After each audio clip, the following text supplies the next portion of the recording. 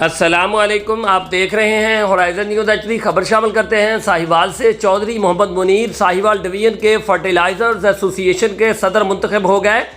Fertilisers association का खसूसी हंगामी इजलास मुनक्कद हुआ, जिसमें साहिवाल डिवीज़न के लिए सदारत का सहरा चौधरी मोहम्मद मुनीर ऑफ सगीर कॉरपोरेशन के सर बांधा गया।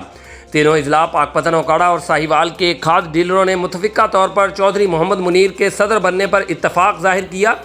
इससे कबल मुतअद्दिद नाम ज़ेर गौर लाए गए और इजलास में काफ़ी देर तक नामों पर गौर किया जाता रहा, लेकिन फिर अचानक सब ने मिलकर कहा कि चौधरी मोहम्मद मुनीर अरसा दराज से डीलर्स की कानूनी और इखलाकी जंग लड़ रहे हैं।